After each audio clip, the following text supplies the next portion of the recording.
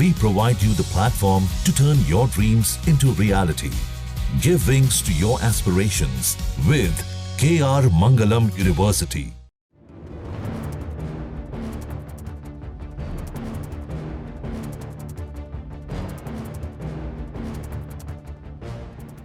बेंगलुरु में वायुसेना के अधिकारी विंग कमांडर बोस पर हुए हमले से हर कोई सकते में है। सवाल उठ रहे हैं कि विंग कमांडर पर हमला क्यों किया गया, किसने किया और पुलिस ने अब तक क्या किया। इन सवालों के बीच पिटाई मामले की जांच तेजी से की जा रही है। वहीं एक सीसीटीवी भी सामने आया जिसने इस केस को नया मोड़ दे दिया और पिटाई की कहानी को ही पलट दिया। अब सबसे पहले आपको सीसीटीवी दिखाते हैं, जिसे देखकर आप समझ जाएंगे कि पिटाई की ये कहानी क्या नया मोड़ ले रही है। इस सीसीटीवी में विंग कमांडर बोस भी हमलावरों के साथ मारपीट करते हुए दिखाई दे रहे हैं। सीसीटीवी फुटेज में विंग कमांडर को एक बाइक सवार कॉल सेंटर के कर्मचारी पर शारीरिक हमला करते हुए देखा गया। विंग कमांडर शिलादित्य बोस को आरोपी विकास कुमार के साथ मारपीट करते साफ तौर पर देखा जा सकता है।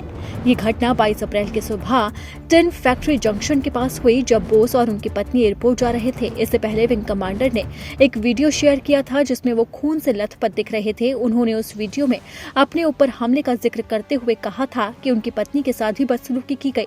बाइक सवार ने कन्नड़ में गाली गलौज शुरू कर दी थी। विंग कमांडर ने बताया कि उन्होंने स्थिति को शांत कराने की कोशिश की, लेकिन भीड़ बढ़ती चली गई और हालात बेकाबू हो गए। मैंने हमला करने वालों को बताया कि हम वायुसेना और नौसेना से हैं, हम आपकी रक्षा करते हैं, लेकिन आप हमारे साथ ऐसा व्यवहार कर रहे हैं। सेना के अधिकारी ने कहा कि एक व्यक्ति ने पत्थर उठाकर उनकी कार पर मारने की कोशिश भी की, जो गलती से उनके सिर पर लगा, जिससे उनके चेहरे और गर्दन पर खून बहने लगा। इसके बाद ही पुलिस एक्शन में आई और मामले की जांच शुरू की गई।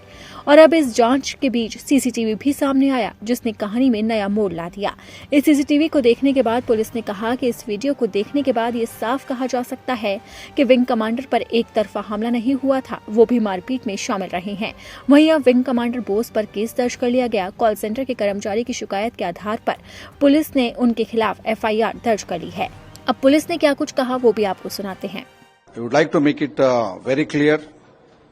I want to go on record. This is not a case related to any language or region. It's very clear from the facts we have collected and the evidence we have collected from the morning. It is a clear-cut case of road rage, which we see every day in Bangalore. 3 to 4 complaints we receive in Bangalore city, which could have been avoided by both of them. In fact, when this altercation was taking place, 6 to 7 youngsters have played their role. It's very clear from the videos. They have tried to separate them, these two people. They have tried their level best to pacify both of them not to fight on the road. Actually, what happened? What's the matter? See, when lady officer was driving, so this guy was coming in the opposite direction. So Madhumita Das was driving. So this guy was coming in the opposite direction. So which with overspeeding. So which was questioned by this lady officer, and which was objected by that guy. That was a root cause. So he has gone to the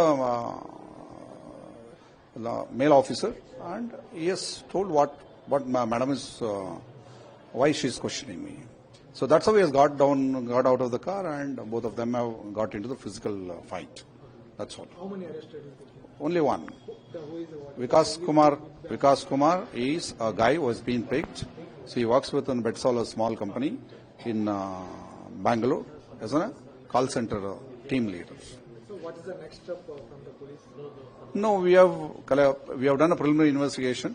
So we have to take the dash cam board of the car. Then we'll get to know much more details. Wing commander के खिलाफ FIR में भारतीय न्याय संहिता के तहत गंभीर आरोप हैं। अब पुलिस ने केस तो दर्ज कर लिया, लेकिन देखना होगा कि जांच में क्या कुछ निकलकर सामने आता है।